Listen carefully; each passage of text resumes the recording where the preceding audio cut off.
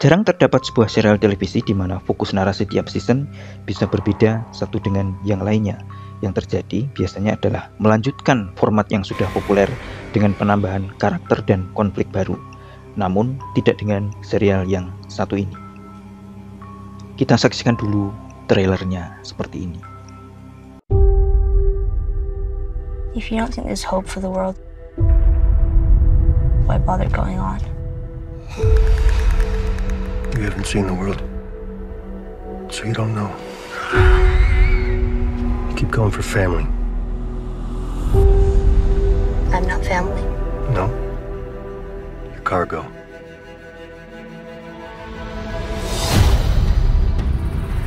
Why are you so important? Somewhere out west, they're working on a cure. I think what really impressed them was the fact that I didn't turn into a monster. If she so much as twitches, don't.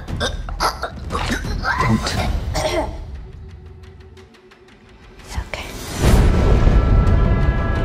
If I'm taking you with me, you do what I say when I say it. You got any advice on the best way west? Yeah, go east. If you come this far, then you know what's out there. You're not gonna scare us. Scared him?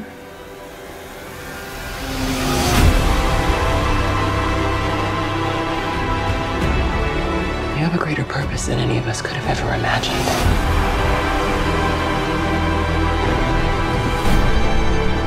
Be careful who you put your faith in.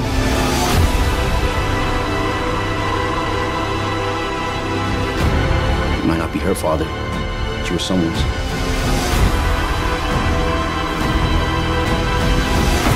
You trust me?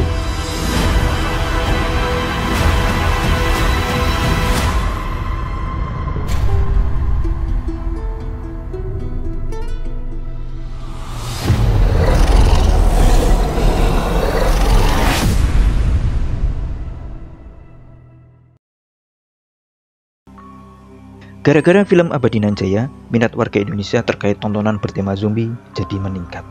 Ini membuat kita tergerak untuk mencermati cerita zombie lain yang beredar pada saat yang hampir bersamaan. Salah satunya adalah serial The Last of Us yang bisa kita saksikan lewat layar streaming HBO Max.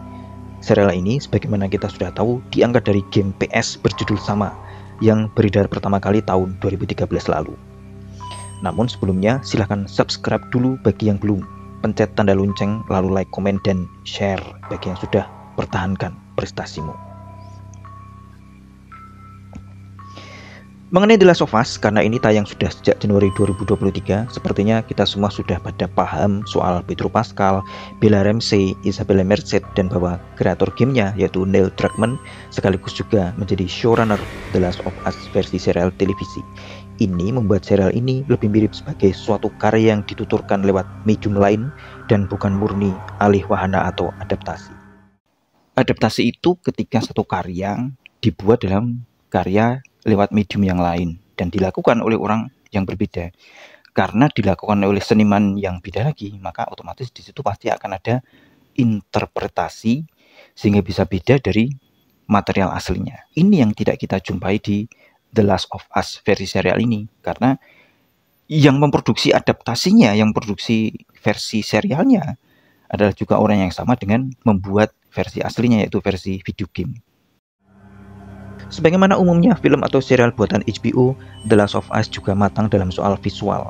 Segalanya berkategori top notch di sini, terutama soal rancangan make up zombie, jumlah mereka yang masif, serta desain set properti, dekorasi, dan landscape kota guna menggambarkan situasi negara Amerika Serikat setelah peradaban kolaps akibat wabah zombie yang berasal dari jamur Ophiocordyceps itu. Namun, kelebihannya tak berhenti di situ saja. Khususnya bagi kita warga Indonesia, pembukaan serial yang berlatar lokasi di Jakarta dengan wajah-wajah akrab Christine Hakim serta aktor senior Yayu Awi Unru mengartikan satu hal. Ini bakalan spesial. Bagi yang nonton asal nonton dalam 2 menit pertama, apa yang tersaji di layar pasti bakal dikira sinetron atau film layar lebar biasa saja, buatan Joko Anwar, Hanung Bramantyo, atau Angga Dwi Mas Sasongko.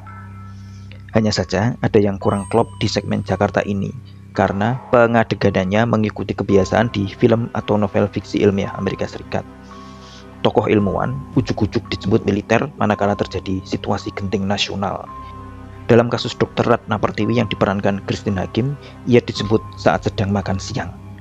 Dalam tata krama dan kebiasaan hierarki birokrasi Indonesia, urusan seperti ini umumnya akan datang dari Gubernur DKI dan bukan langsung dari Mabes TNI atau Kodam Jaya. Apalagi pada tahun 2003, saat kita baru saja lepas dari trauma Orde Baru, ada militer tahu-tahu menjemput warga sipil di tempat umum, bisa memancing dugaan yang tidak-tidak. Ini semata karena tim Hollywood tidak paham saja bahwa kebiasaan di Indonesia sangat beda jauh dari yang ada di Amerika Serikat. Ya, bisa dimaklumilah. Yang jelas di fragmen singkat inilah kita memperoleh info mengenai salah satu unsur terpenting yang harus ada di karya fiksi apapun, yaitu penjelasan apa yang terjadi dan penyebabnya secara rinci dan detail.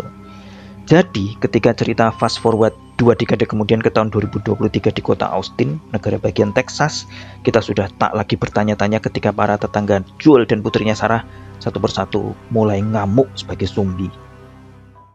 Joel dan Sarah tak tahu apa yang terjadi, tapi kita penonton tahu atau setidaknya bisa sedikit menduga. Baru kemudian ketika Joel mempelajari sedikit demi sedikit apa yang sebenarnya sedang terjadi di dunia dia, maka kita penonton juga sedikit demi sedikit ikut tahu mengenai semua hal yang ada di situ. Di titik inilah konstruksi cerita fiksi harus dibangun. Sebagaimana film horor subgenre zombie era modern sejak George A. Romero membesut Night of the Living Dead pada tahun 1968 lalu, kelebihan tontonan jenis ini tak melulu berada pada keseraman sosok zombinya, melainkan pada imajinasi kelam tentang dunia yang kiamat. Bukan kiamat oleh alam semesta, banjir dahsyat, letusan gunung berapi, atau gempa megatrust atau ditabrak asteroid, melainkan kiamat pada aspek peradabannya, pada masyarakatnya.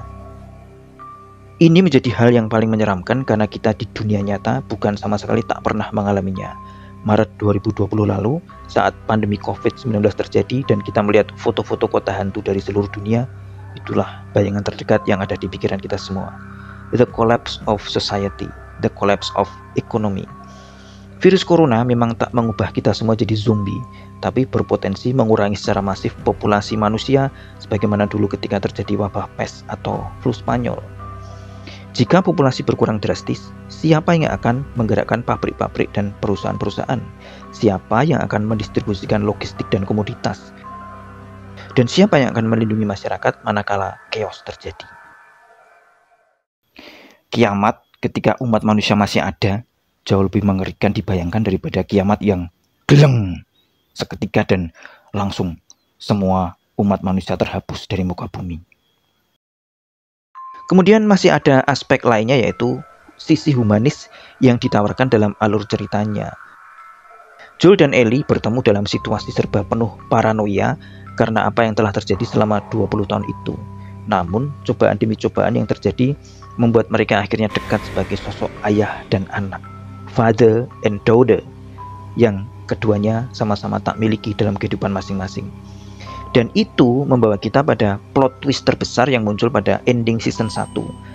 Pada satu hal manusiawi yang dilakukan Joel demi menurutkan insting ayah dan anak itu. Kalau saya sih sebagai orang yang tiap kali pacaran pasti dengan cewek yang 20 tahunan lebih muda, tak apa juga kalau diceritakan misalnya Joel dan Ellie terlibat secara romantis. That would be interesting to watch. Namun, bagian paling menarik dari The Last of Us sebagai sebuah serial adalah perbedaan fokus naratif di tiap season. Season pertama tentang hubungan Joel dan Ellie dalam sebuah kisah road trip yang sangat panjang. Season kedua tidak meneruskan itu karena mereka sudah menetap di kota Jackson di negara bagian Wyoming, melainkan justru memotret hubungan romantis Ellie dan Dina ditambah segmen petualangan menegangkan di kota Seattle. Dan season ketiga yang akan tayang 2027 nanti, kabarnya akan fokus ke tokoh Abby yang diperankan oleh Kaitlyn Dever. Ini akan membuat fokus cerita makin beda lagi.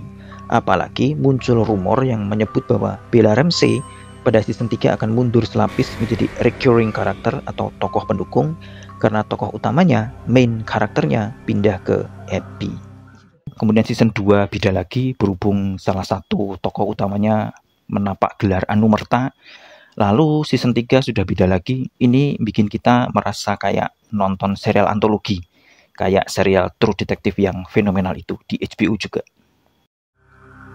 Dan semua itu disusun dalam satu bangunan cerita utuh yang sempurna, sehingga tak meninggalkan bolong-bolong soal logika realitas, meski ini berasal dari genre fiksi spekulatif, yaitu horor fiksi ilmiah. Penyebabnya adalah jelas, yaitu cara main untuk mengatasi zombie dan mengisolasi wabah zombie juga dijelaskan gamblang. Sikon alam dunia juga terang benderang berkat sebab akibat dan berbagai konsekuensi yang realistis mengikuti hukum sebab akibat di alam dunia nyata. Karena cerita dan penokohan tersusun baik, The Last of Us bisa dinikmati mandiri tanpa harus main gamenya terlebih dahulu. Dan ini bisa terwujud karena serial ini tak menyerupai adaptasi murni, tapi lebih mirip kayak cerita yang dikisahkan oleh pengarangnya sendiri, tetapi lewat medium dan cara yang berbeda. Tahun 2027 masih lama guys, barangkali ada baiknya kita main game The Last of Us dulu, sambil menunggu season 3 premier.